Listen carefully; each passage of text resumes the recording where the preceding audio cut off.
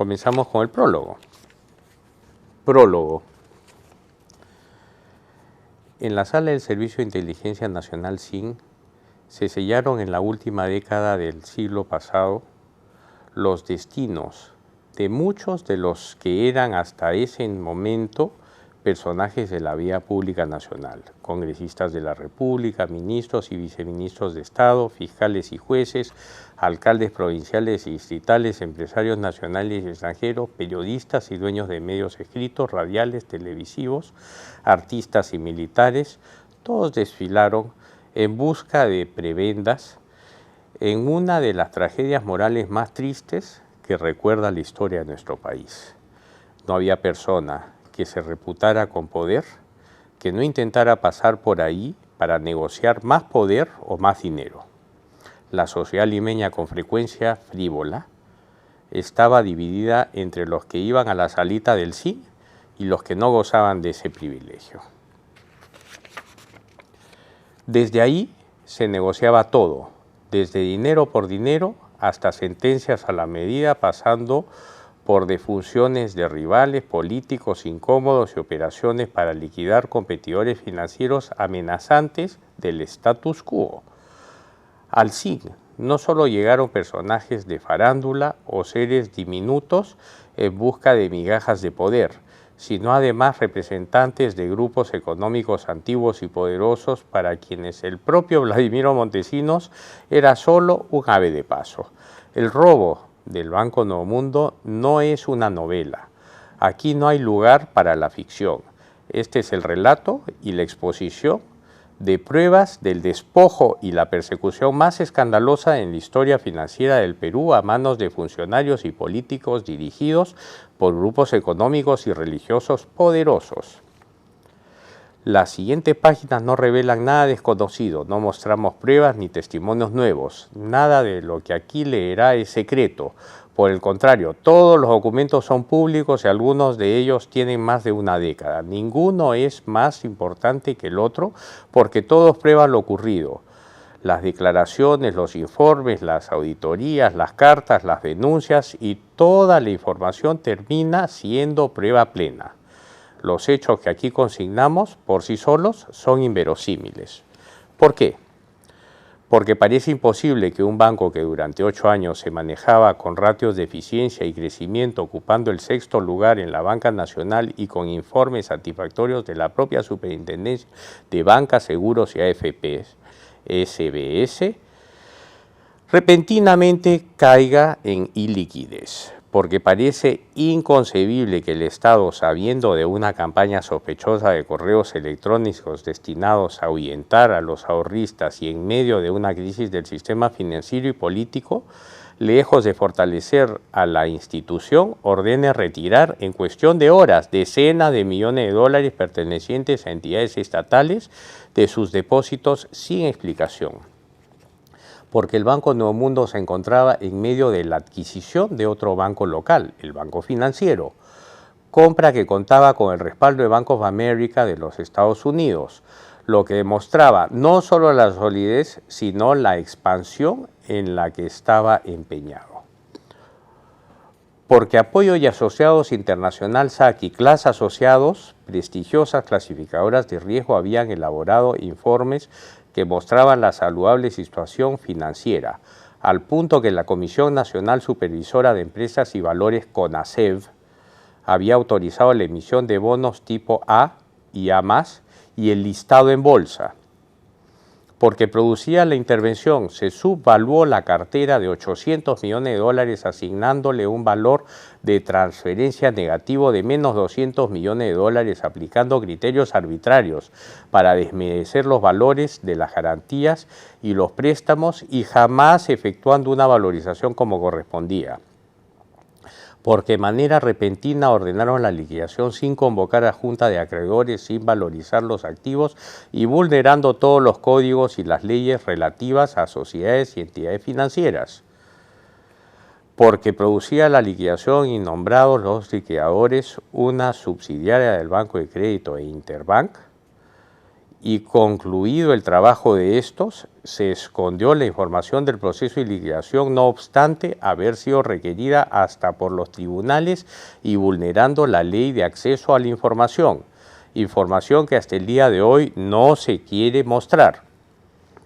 Porque existe un videos de fines de 1999 en el que Carlos Boloña Ver, en ese entonces ministro de Economía, dice textualmente: los bancos chicos lo más antes posible que se fusionen, que se junten y alguien los compre, y salimos con las arcas grandes y no nos crean problemas.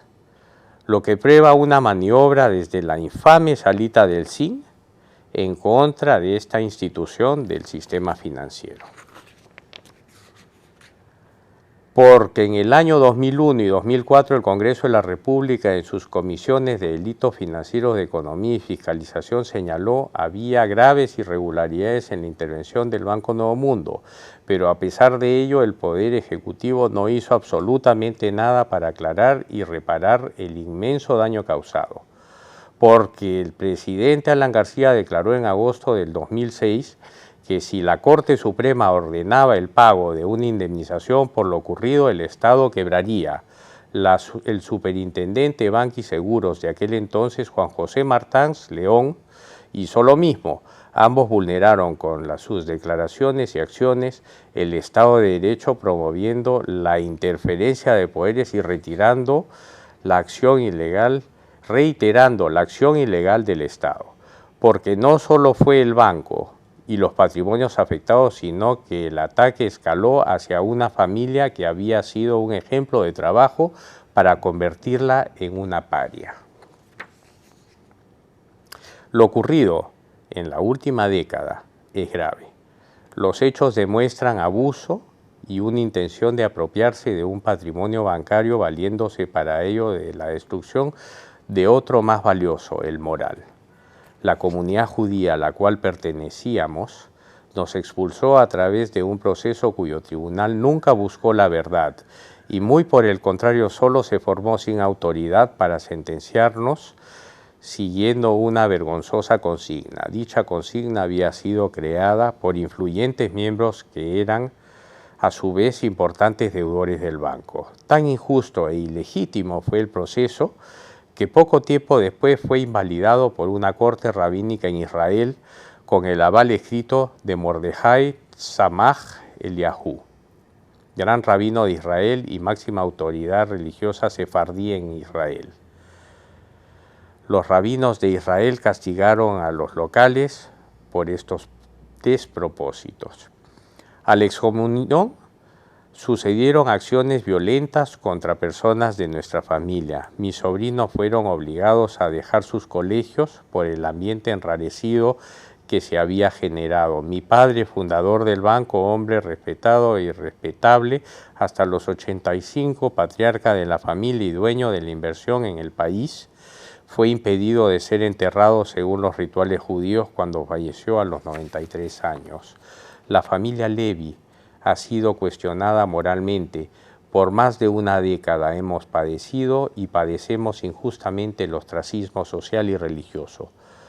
Por si todo esto fuera poco, un amplio terreno de 200 hectáreas en la Costa Verde, comprado por las empresas de mi padre en una licitación pública al Estado peruano por $5 millones al contado en 1995 y habilitado con todos los permisos y licencias, fue declarado ilegítimamente como intangible.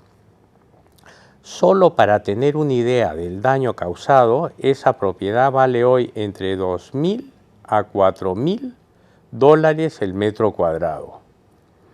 El presidente Alan García declaró sorpresivamente que esta era una zona donde se había peleado la Guerra del Pacífico. Quizás el presidente confundió nuestros terrenos con el histórico Morro Solar, poblado de antenas, pero su sola declaración paralizó hasta hoy cualquier uso, disposición o aprovechamiento de este bien inmueble adquirido legítimamente. El Instituto Nacional de Cultura, INC, emitió más de 35 certificados de inexistencia de restos arqueológicos, CIRA, y el ejército peruano a través de sus historiadores certificaron que en ese terreno nunca se peleó episodio alguno de ninguna guerra. De poco sirvió que los especialistas y los eruditos opinaran señalando que los argumentos eran banales porque en el Perú cuando habla el presidente los demás se callan y obedecen. Es curioso que mientras todos los países hacen esfuerzos por atraer capital extranjero o inversiones locales, en nuestra patria se ahuyenta, se castiga y se ataca los que confían en el Estado de Derecho. En los últimos 10 años han robado al banco de la familia y ahora nos roban en la práctica la propiedad de mi padre y de mi hermana René Rose Levy. Por eso decidí escribir este libro, porque no se debe aceptar el atropello. Este es el testimonio de nuestro periplo inaudito. Jamás, a pesar de todo lo ocurrido, dejamos de tener fe. Nuestro padre nos enseñó a creer en la verdad y esperar siempre la justicia. Han pasado 10 años y seguimos de pie.